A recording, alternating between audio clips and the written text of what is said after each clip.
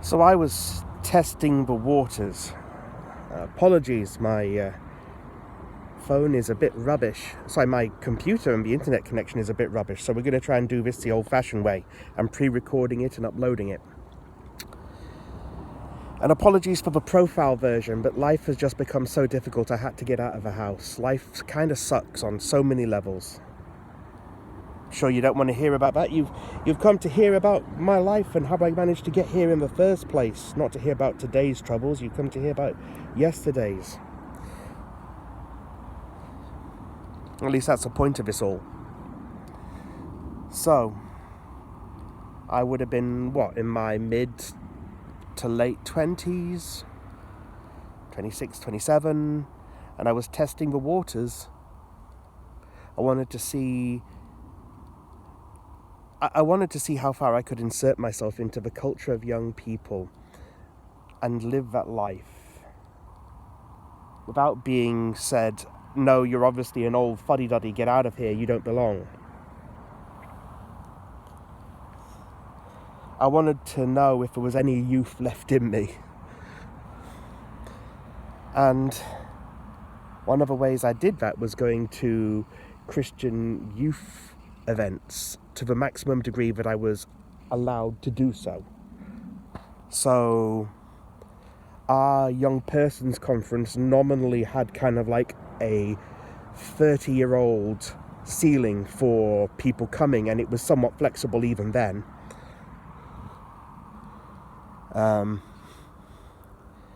And this other youth conference had no theoretical ceiling, and they just hadn't thought about saying that there was a particular limit to how old you could be.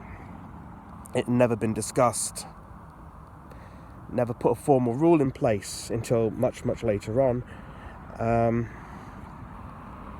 And the other thing that I used to do is I used to go to anime conventions. And that also was an opportunity to try and pretend and not act my age. I never lied about my age, but I never advertised it. In fact, if anything, I tried to give the impression that I was a lot younger than I was. I went to great lengths to do that. Before almost every event, I would wax off every inch of facial hair using hard wax, because I couldn't find anywhere that would do it for you, that I could pay to do it for you. So I did it to myself. I had to figure out how to do facial waxing on myself with hard wax, which is quite painful, but makes you look so much more smooth-skinned and young than any shave ever will. I had a lot of dysphoria, and still do have a lot of dysphoria about my face.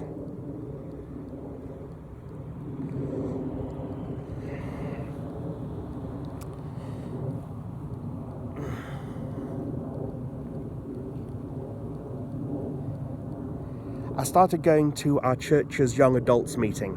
Unlike a lot of churches, our church made a point of not just dumping young people into the general church population when they hit 18. They moved them on to like a young adults event that was a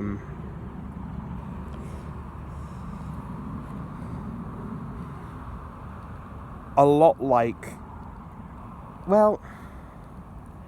when I first started going, it was a lot like a youth conference kind of thing. They had the rock band out, the Christian rock band to do the music.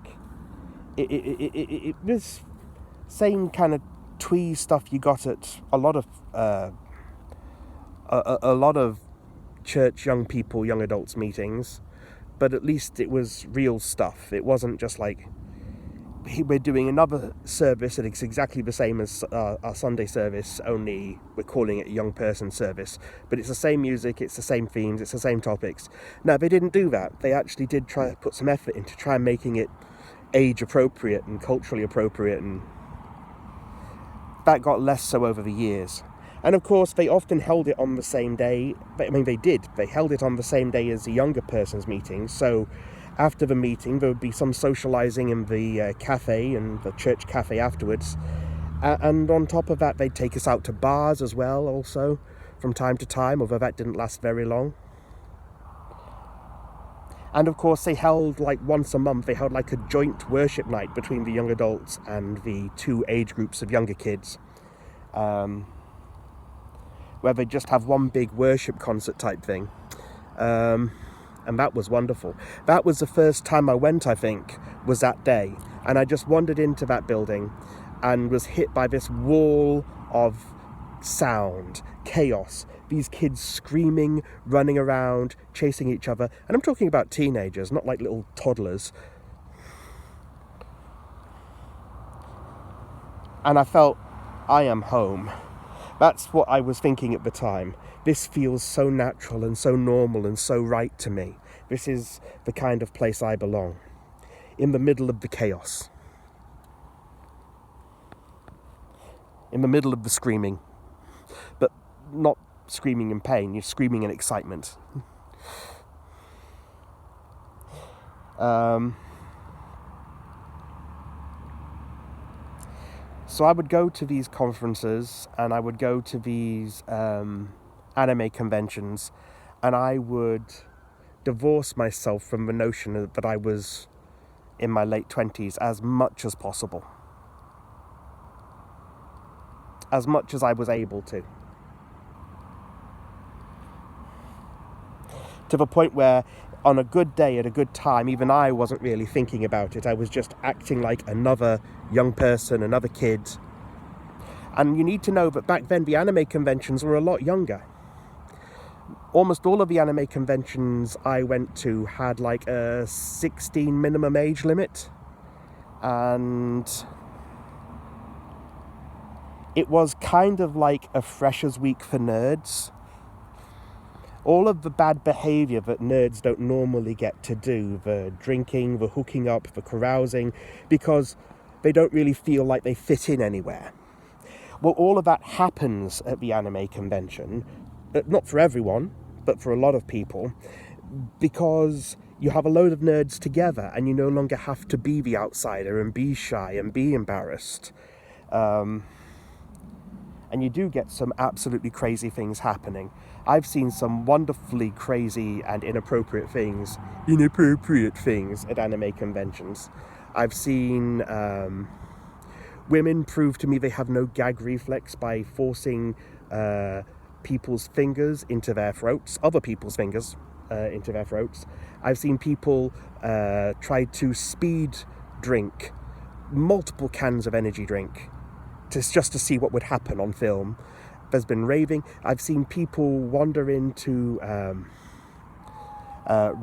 rave clubs like with shibari rope bondage all over them. Not naked, they've got it over their clothes, but they have shibari rope bondage all over them. I've sat down and talked with people about physics and quantum physics and computer sci and all kinds of things, and then the next moment I'd be talking about the Marquess de Sade and some weird thing that they've heard about that's really obscure but also kind of culturally inappropriate or taboo or something like that. It's really fascinating.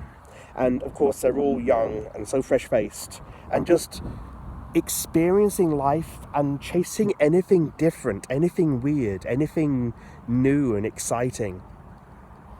Anime conventions rock, or at least they used to, and they used to be a hell of a lot noisier.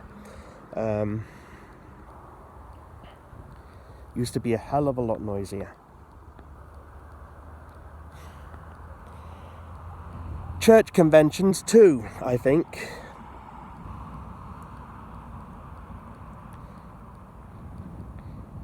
We used to have a lot of faith and fire preaching. Believe for miracles, believe for the transformation of your neighborhood, of your community, your school, your whatever. It was less about right living, because if you get the right living, obviously there's always been some degree of emphasis on right living, but there's much more about how you can live right by changing and affecting others and making a difference. Not necessarily how you can live right by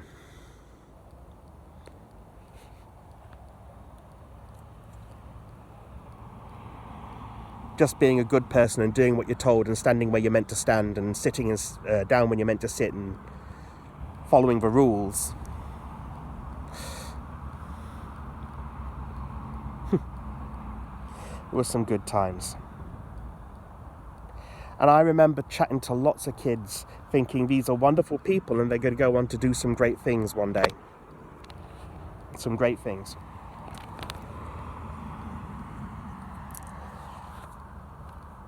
I never quite broke through to that feeling of being one of the lads, one of the kids. Maybe a little bit closer in the anime conventions, but never quite in the Christian conventions. There were a few moments.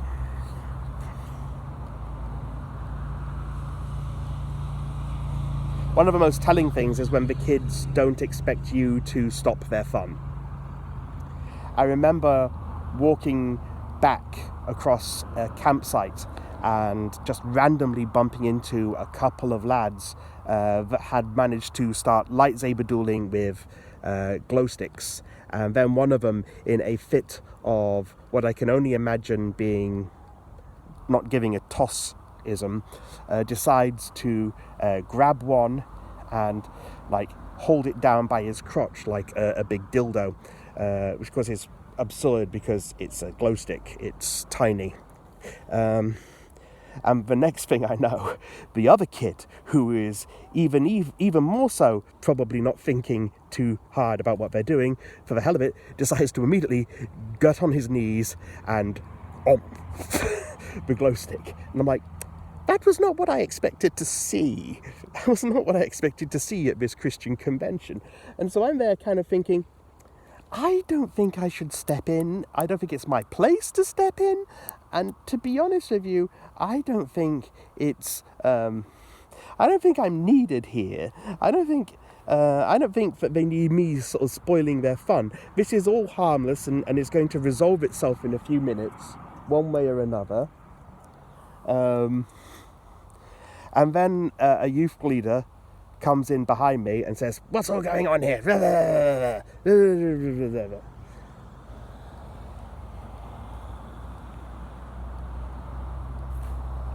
You know, when the kids aren't looking at you like you are going to spoil their fun and get them in trouble, not because you don't have opinions and you're not going to tell them when you think they're doing something stupid, but because you're not going to pull the authority card on them.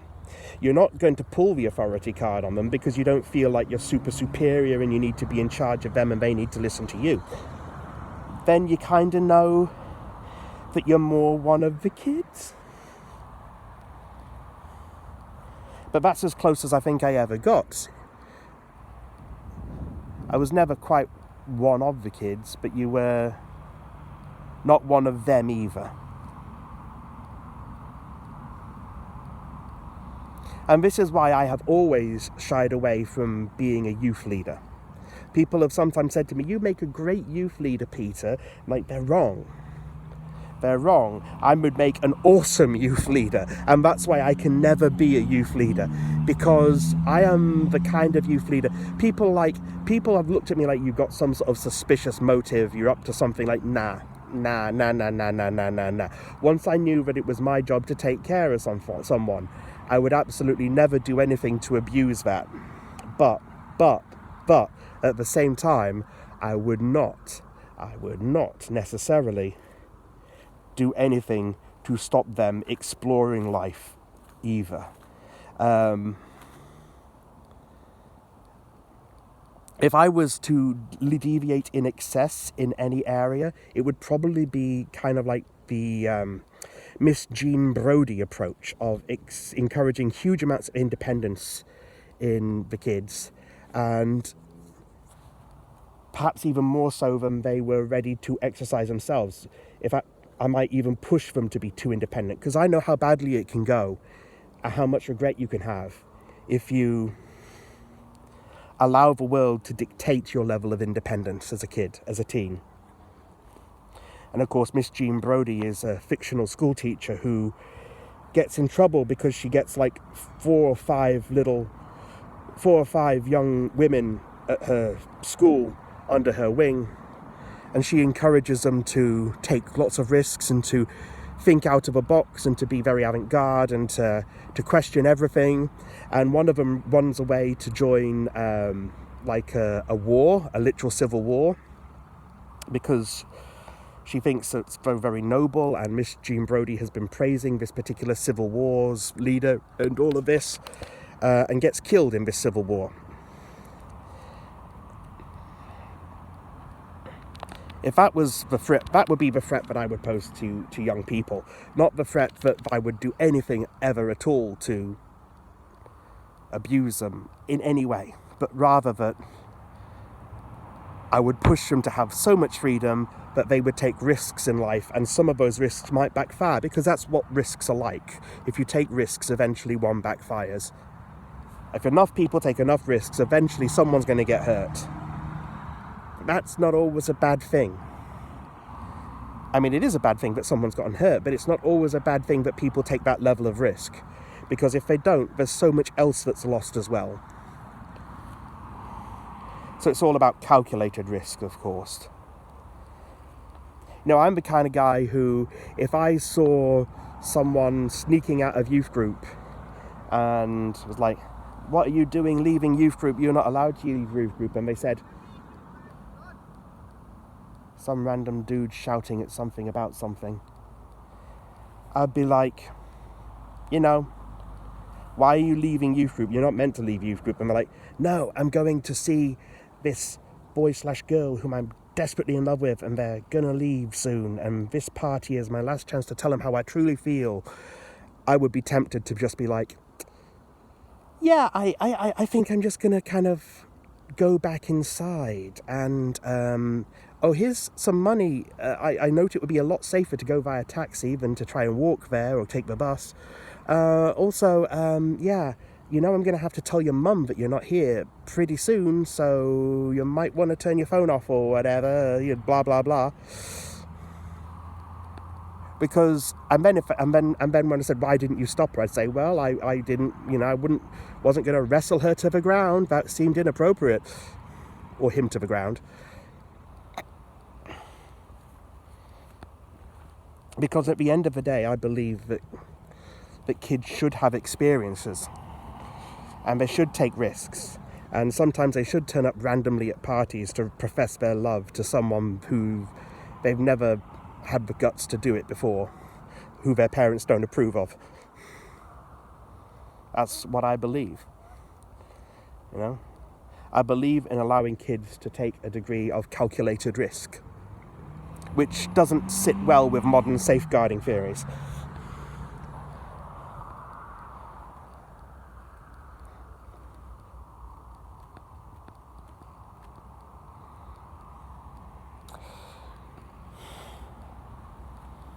But anime conventions were insane. There were some wonderful things that happened at anime conventions. I remember the first anime convention I ever went to. I wandered in, and there was a dude in like a skin-tight gold lame type thing with a UFO, with an alien mask on, rubbing his belly, gyrating suggestively, and screaming "UFO porno." That was my introduction to anime conventions, because it was like a meme. Viral videos had suddenly become a thing, and it was a meme, and he was decided to cosplay as the meme, as the aliens in the UFO porno meme. There were girls with tails and ears being led around on leashes in hotel lobbies and being made to roll over and things. There was meant to be like a seminar on lesbian relationships in anime. The end of it turned into just random girls in the audience just randomly snogging each other.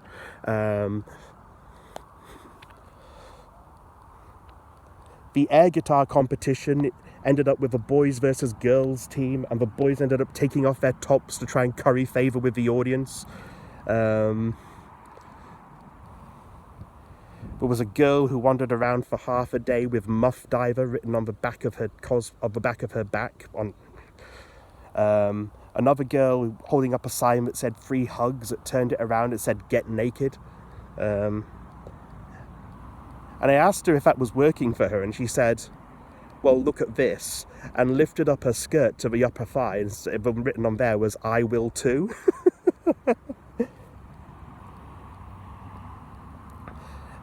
There was a fire alarm every night because the hotel fire alarm was broken and went off inappropriately, the smoke detectors, and people were just there chanting and singing at 2 a.m. or 3 or 4 a.m. It was crazy. People didn't want to leave the last party of the night, and the last party of the night went till like 2, 3 a.m. or something like that. And there were more events after that, and people were full of energy. And I went there thinking like, this could be the place I find my special one. You know, the one. Particularly the anime conventions. My nerdy counterpart. This could be where I have that first experience, that grand experience. Possibly starts a relationship, who knows, maybe not, but this is a place for firsts. And it did become a place I got my first kiss. There was Iacon, I think. Iacon Apocalypse. And 2013, just before everything went to shit. And this 19-year-old girl with rainbow hair, dressed up as Rainbow Dash, being dry humped between a girl and a guy, a couple, both in fursuits. Like a wobbly H situation. And after that, she goes around and starts snogging random people. And I haven't twigged that, you know, what's going on. And she stretches out her arms to me, and I think, oh, she's like, she's offering me a hug, and I stretch my arms out, and she just runs in and snogs me. And that was my first ever kiss. And I go limp, because I was not expecting it, and I did not know what to do. And this is totally out of my level of experience. What a nutcase. That was my first and only ever kiss so far. And it was quite a pleasant experience, and I wish it could have happened earlier and more often. I must have been, what, by then? 2013 would have been just gone 30, 31, something like that. Yeah, I'd either just turned 30 or 31 or something like that, I think.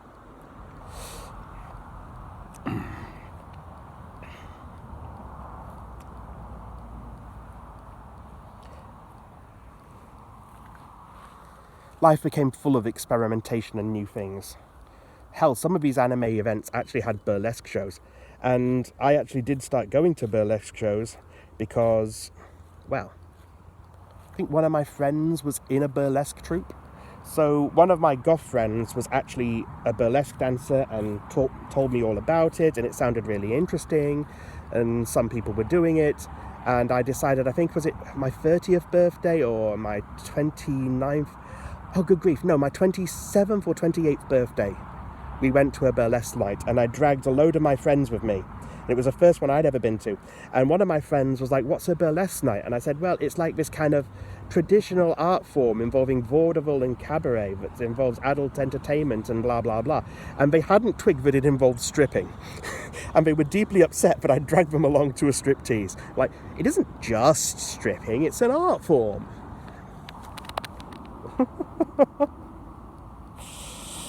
Oh dear. But they were in good humours about it afterwards. They saw the funny side. And of course that was when everything started to go to shit with my vision. Something else to add to the stack. Because after so many years at university, doing my PhD, suddenly one night as I'm working on my thesis towards the end of my PhD, I notice my eyes are blurry and I'm having difficulty reading things at a distance that I didn't used to have difficulty reading. And then as I'm walking home to my car, I notice kind of rings around the street lights. And I'm looking at some distant signs and I can see double copies of letters like A, B, B, C, C, like there's letters, a second ghost image of the letters floating, and my eyes are going to hell. I get myopia, I get polyopia, I get floaters, and no one has ever come up with a decent explanation as to why. I have a theory. They've ruled out keratoconus, they've ruled out aberrant corneal topology, they've ruled out cataract, or at least they ruled it out back when it first happened. It's been 10 years or more since then. So I don't know what my lenses look like now, but when they dilated my pupils and had a good look, they couldn't find any problems with cataracts. I think I have vitreous decomposition. That would fit with the floaters. I know that vitreous decomposition, liquefied vitreous has a different refractive index than ordinary healthy vitreous. There's a paper out there by a doctor who reckons that up to 1 diopter of myopia in the average elderly person can be due to liquefaction of a vitreous acting as like a lens in the inner eye, like a spherical lens of about 1 diopter when it gets bad. And I think that's exactly what happened in me. I think I got lots of little areas, pockets of liquefied vitreous behind my lens, and each one was like an off-axis little lens that produced its own kind of separate little image. And because they were off-axis, they put a prism on it as well. And so I had like multiple copies of the same image, shifted slightly and at a slightly different focal length. That's my theory.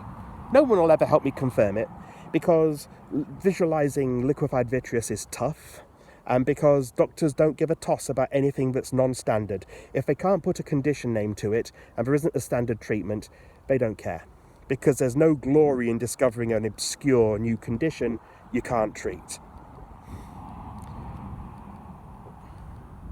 Particularly not if people wouldn't see the point in treating it anyway, because you still have functional vision with glasses. But it bugged me immensely. I couldn't switch off. I couldn't stop noticing it. And it still bugs me to this day to some degree. Less panic-inducing, yeah, sure, but still somewhat frustrating. I still notice it. And this is something that I can get around by just putting on a pair of glasses, and then it becomes a lot less noticeable. Think how it must be with the tinnitus.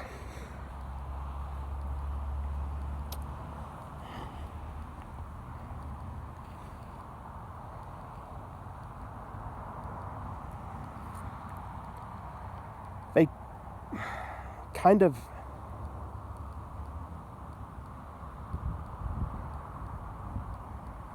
I just love talking to the young people at our youth conferences, and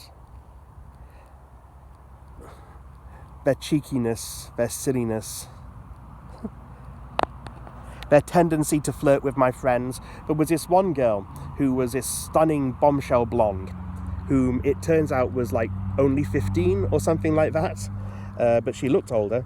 And there was a particular young man who was in our group of friends, and she spent most of the youth conference following him around and flirting with him. It was like, no, jailbait, get away from me.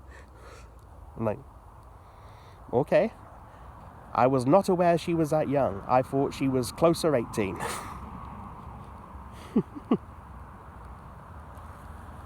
So probably best you had avoided her, but still at the same time, it was kind of funny watching you run away from this girl. And it wasn't the first time he ended up running away from a girl. I remember there was this probably about 15, 16-year-old girl who started hanging around on our table after church. The kind of the guys and girls from the young adults group. And she was so wild and full of life, and I mean in the particular sense of being socially inappropriate, not necessarily being horny all the time.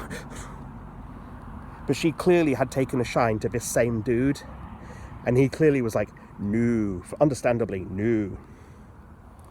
But I know what it's like to be that person who's trapped in expectations what it's like to want to explore the world and to just be constantly told, no, you're too young, and then immediately to hit a transition point where everyone starts telling you, no, you're too old. I know the pain of that. And so I was like, we should make an effort to include her, because clearly she doesn't have any friends her own age, or doesn't have a lot of friends her own age, and even if she does, she doesn't feel like she can be herself with them because she doesn't feel like she fits in anywhere. And we are the weird and quirky group. And we already had a lad who was 16 in our little group, and it did actually become a life group, a church kind of like house group thing.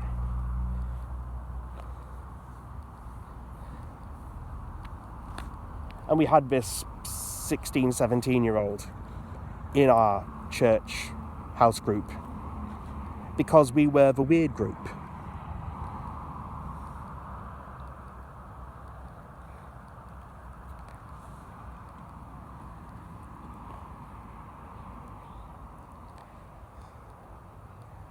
I miss that group.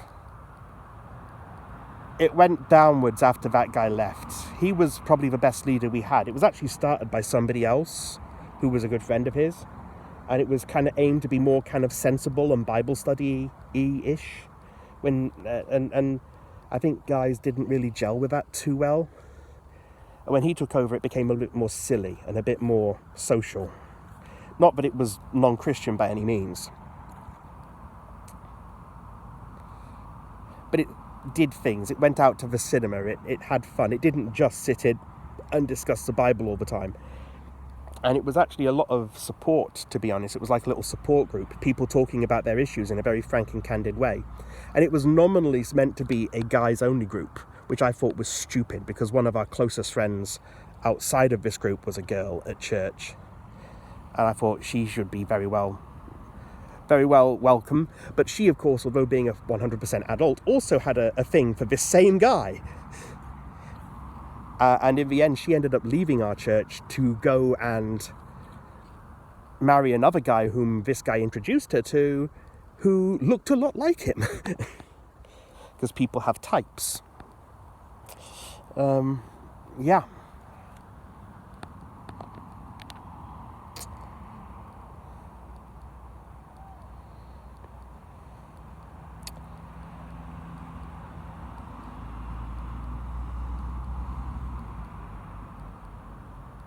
The tinnitus is outrageously difficult to live with. Even here, I can hear it in my left ear. And in a quiet environment, I'm now hearing it in my right ear. It's just unbearable. It's unbearable.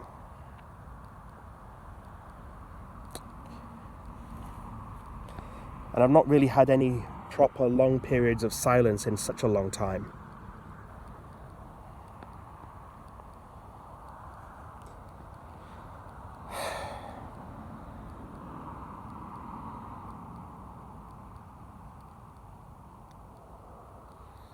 So anyway,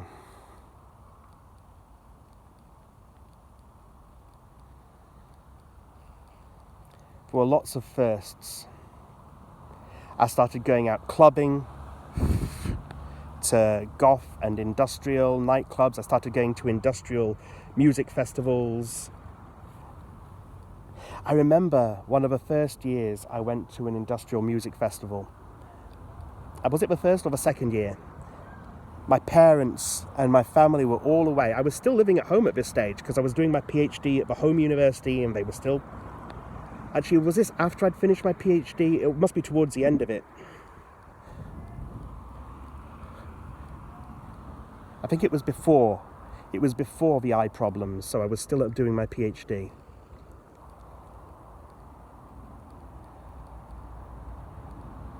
And I was thinking to myself, well, if there's nobody at my home, there's nothing to stop me bringing a girl home if I meet a nice girl at the music festival.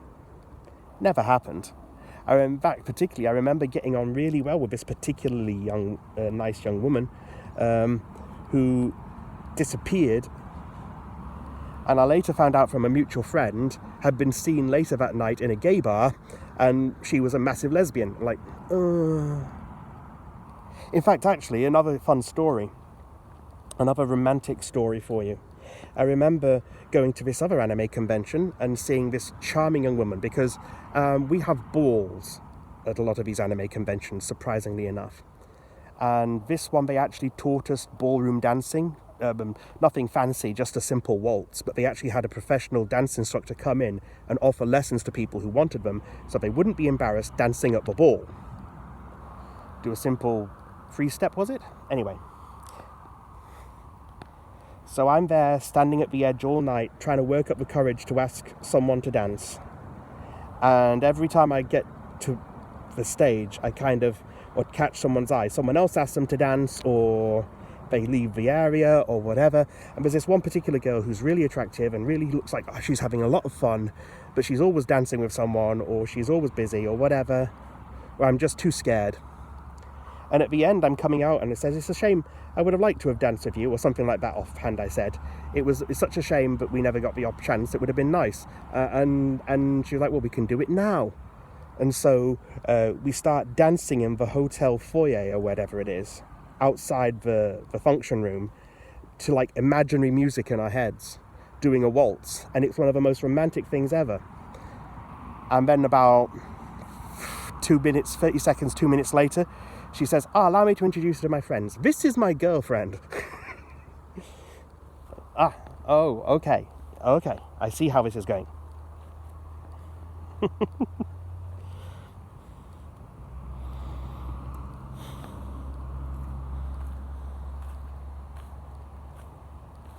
I always did prefer the girl talk and the hanging out with girls, if I'm honest. But I met a lot of nice dudes at anime conventions, a lot of really cool dudes who I had a lot to talk about and chatted with, had a lot of interesting conversations.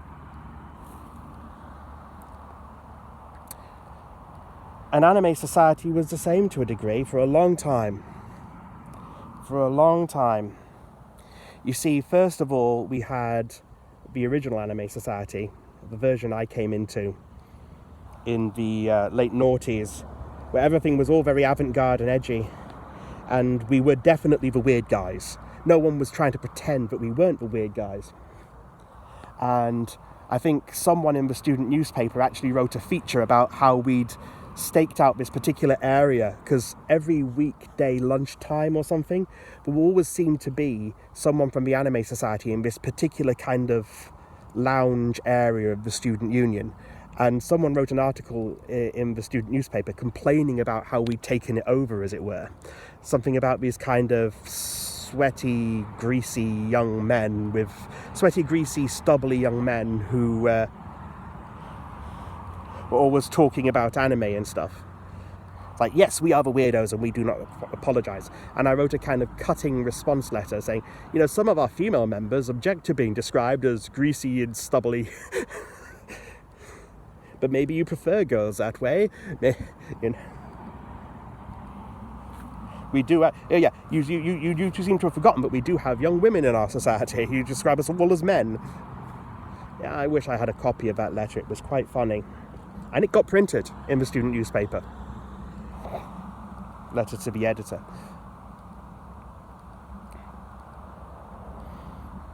So we were very much the outsiders.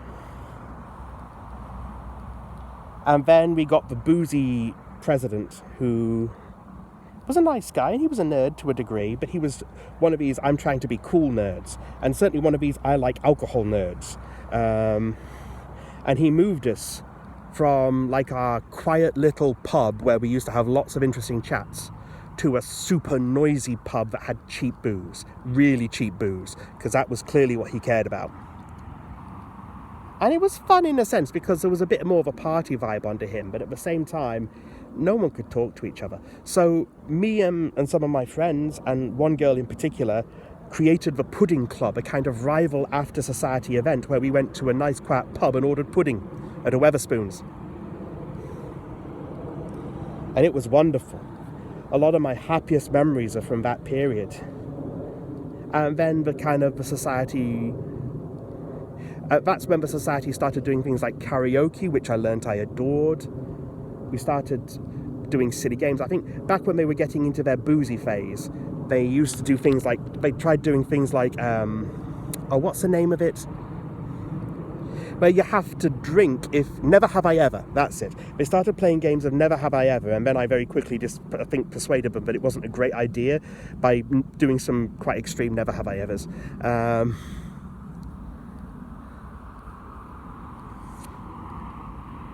If it weren't for that period, I would never have seen the president being dragged into the women's toilet screaming. It was hilarious. It was comical, it was all in good fun, but it was funny.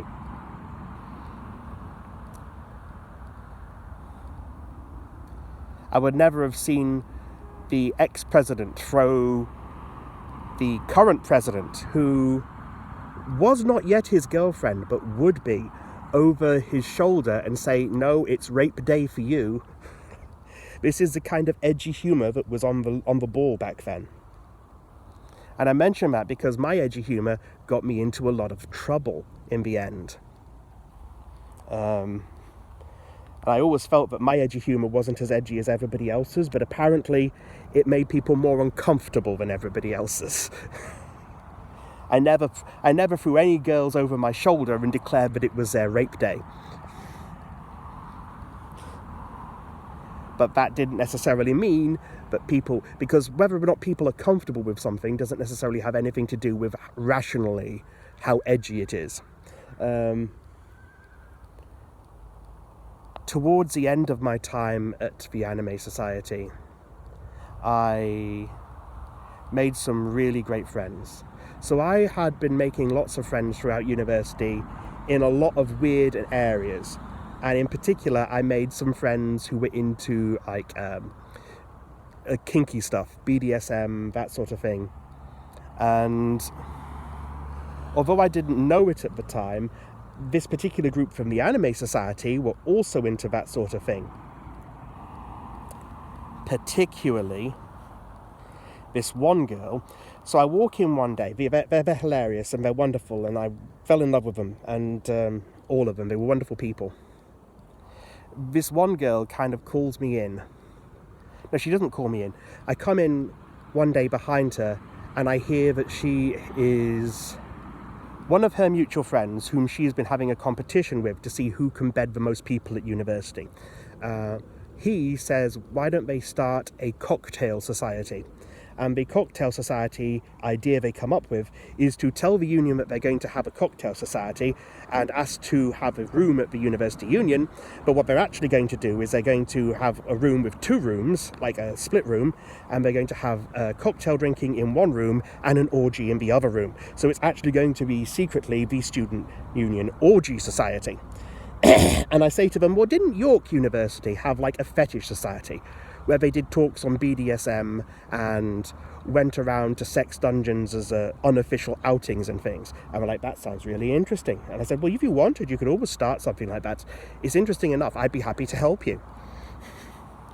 So we spent like a couple of months brainstorming this hypothetical alternative sexuality, kink, whatever society, which would have talks and things.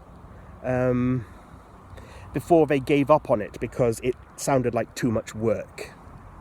And we had a Facebook group and everything where we swapped memes and links and other things of interest to each other. And this particular girl who I was really close to, I mean, it was close to all of them, but more close to her than a lot of the others. I just kept chatting to her on Facebook and kept posting her this stuff. And that was fine for a while. So, I mean, I was really good friends with her. I finally felt like with this group of friends that I was getting to the point where I was actually pushing past the Thursday night only friend border. Because it always felt like I was only friends with these people on a Thursday night or a Sunday night at an official event. Our friendships hadn't really gone outside of that parameter yet, to the point where I would be included with hijinks and adventures and stuff. Well, that did change because this particular group of crazy people decided that they did want me to come to their house parties and their housewarmings and come out with them drinking. I went out with them to bars and pubs, not for student events, just to be with them. I hung out around their houses randomly. it was good. I finally felt included. And this particular girl was a massive nerd. We used to swap texts about mathematics and things, because she was doing a maths course and it was really interesting, and obviously we had tons to talk about. So we were non-stop texting each other anyway.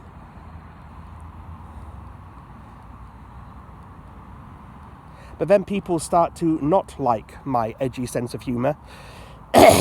Towards the end, there was a different lot that came in. So we had the very relaxed president. We had the president's girlfriend who took over from him. We had, or who would become his girlfriend. We had the we're constantly inebriated president. And we had a cool guy who was really great. He was really great, and he said, kind of brought things back to the good days for a bit.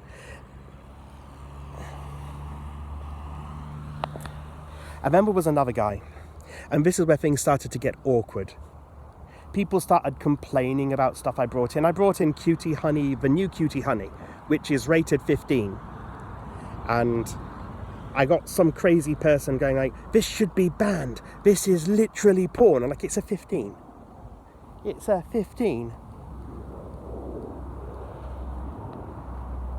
And it isn't literally porn. There's some nudity. It's just... And there was a particular anime called Watamote. And there is this one scene in Watamote that made everyone very uncomfortable. Except for me. I found it hilarious because I could follow what was going on. There's this girl who's like socially isolated and very angry that she doesn't have a social life. And she's lamenting it, and she even gets to the point where she feels jealous of girls talking about being sexually harassed on the train. She's like, oh yeah, you kind of slutty girls would know about that. They think they're so hot. They think so nice. They're attracting all the men, like all of this. How dare they? I wish I was having men chasing me on the trains and that sort of thing. And then she gets to a point where she's on the train and suddenly she feels someone's hand, or she feels what she thinks is a hand on her thigh. And if you're paying attention to the context, you can actually realise that it isn't a hand, but in the context it is something else. And I'm bursting out of laughing, but no one else seems to have got this. Everyone else is looking there like absolutely ashen face. And of course it's a school bag full of gym kit, and like there's like a hockey stick that's poking between her legs. It's like, are you sure you thought it was so cool to have men feel you up on the train? You seem to change your mind pretty quickly.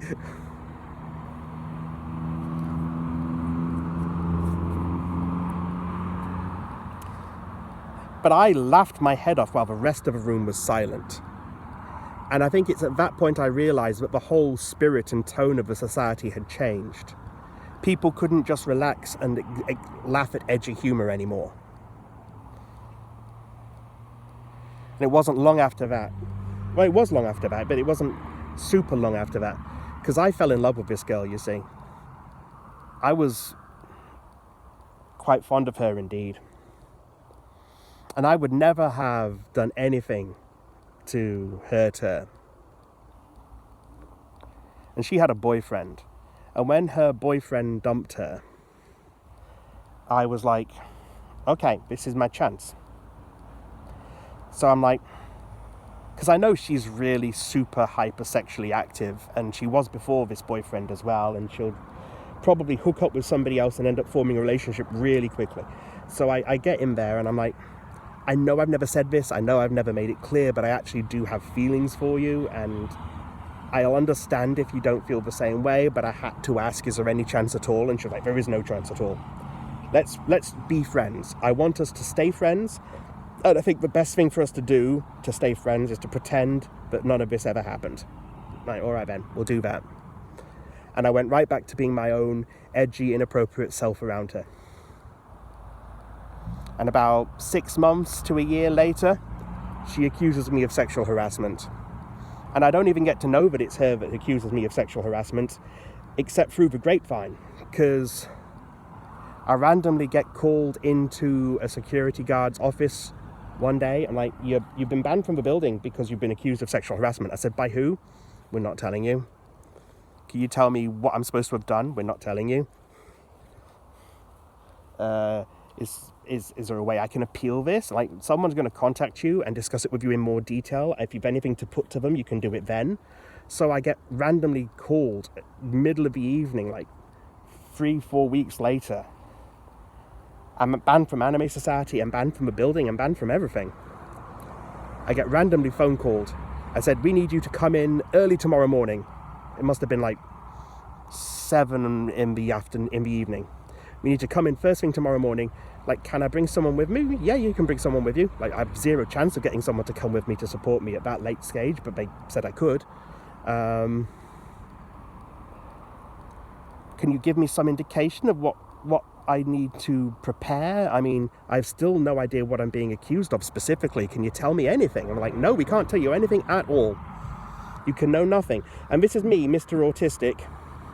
I struggle to handle social situations, particularly stressful ones, without preparing.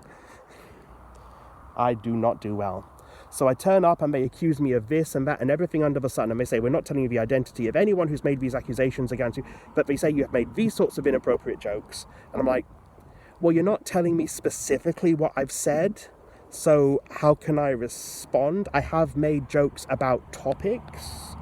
Like, you say necrophilia. Well, yeah, I'm sure at some point in the past I've made a joke that was like on necrophilia, but that doesn't mean that it was specifically offensive in context, and particularly given who might have been there and whether or not they might have been offended by it, it might have been quite reasonable for me to assume everyone would be fine with that. I don't know specifically which instance you're talking about, and that's the same for most of these other jokes you say. So I've made comments, but I can't say that I've made the comment you say I've made.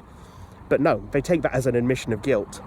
And the other thing they say is, you've been sending this girl whom they don't name, harassing messages online for months, including things like sending links to this and that and the other. And I'm like, I know who this is now. I know who this is. It could only be one person. And, you know, I need to tell you that we're very close friends, and that me and her group of friends discuss sexual topics all the time in person. And I don't think that that is something anyone would have expected to offend her.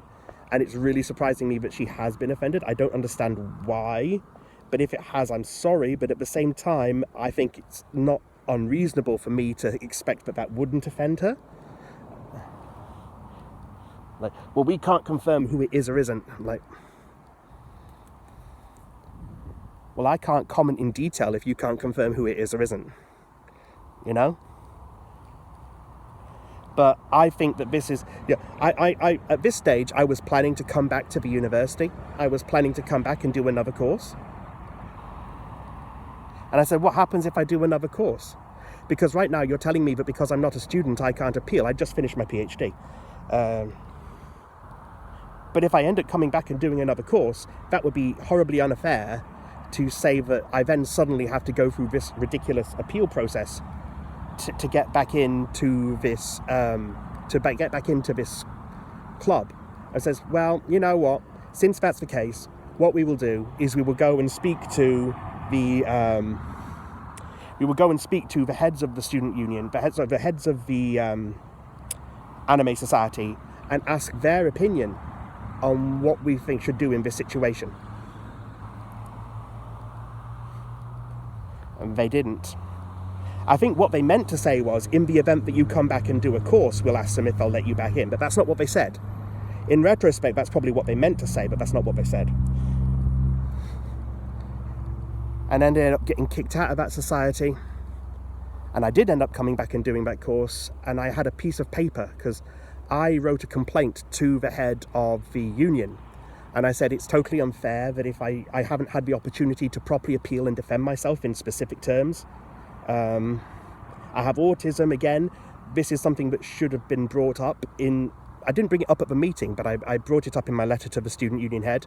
This is something that should have been brought up as a potential kind of relevance to the defence, to all of the situation. I haven't had the opportunity to go through it in detail. You've not given me enough information to do that. And I think if I come back next year as a student, it's hugely unfair that you would then ask me to go through this process 6 months down the line when memories have faded and so on. Particularly when, let's be blunt, if you're going to stop me having a social life at this university, because you haven't just banned me from the one society, you've banned me from all of these student societies. So how can I possibly come back as a student to be banned from all student societies? That's completely unreasonable. So I think, I think you should let me have my appeal right now, or I think you should accept that if I do come back as a student, you need to put this ban aside. I said we've thought about this, and we think that it is, in this case, we will put the ban aside if you come back as a student next year. And the underlings who had not heard about this in the Anime Society were very upset about this, and it caused a whole lot of drama down the line. But that end of being member of the Anime Society really marked an end of my social life in a very real and meaningful sense. A phase of my life ended then, and it never quite got back right to rights.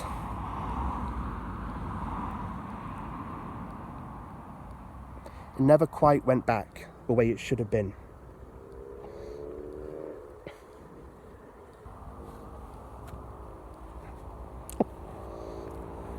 I should have mentioned the whole kink BDSM society, because I think if you agree to sort of join a Facebook group with someone to organise and set up a BDSM society, that them sending you links to sex toys and things, I think you've probably kind of given them reasonable grounds to think that you'd be willing to receive that material, particularly since you've been passing that sort of material back and forth in the group collectively.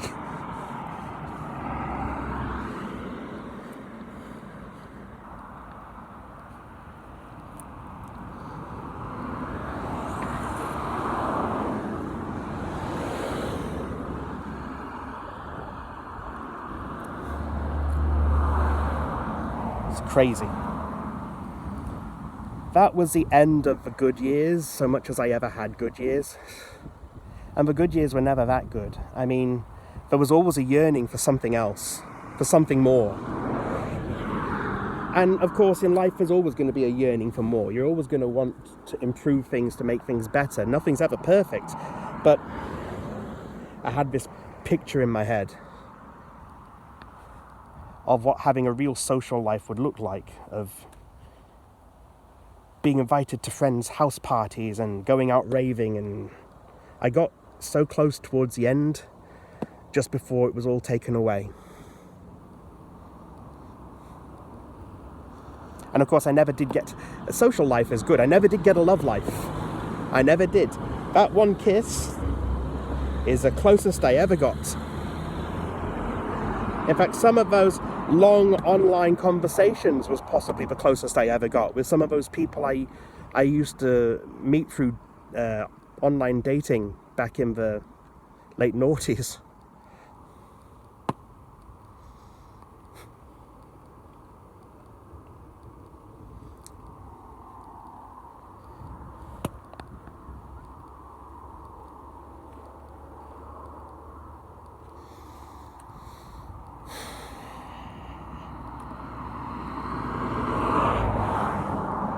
So I've talked about the social side of things. The next video I should talk about the career side of things and maybe the health side of things a bit more. In those years between 2007 and 2008 and then on to like 2013, 14.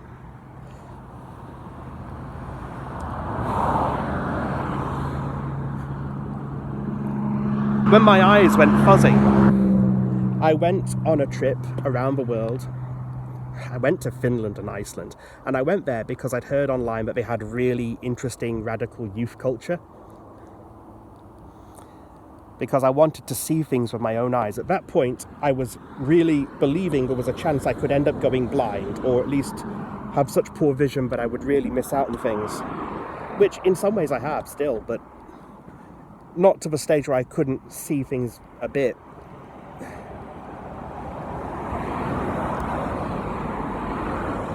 And I went to Iceland and Finland because of the youth culture, just on my own.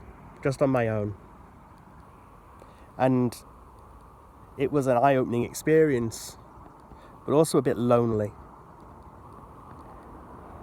I'll tell you about that next time, and I'll discuss my health worries, and I'll discuss my career and my thinking in my career and the difficulties I had.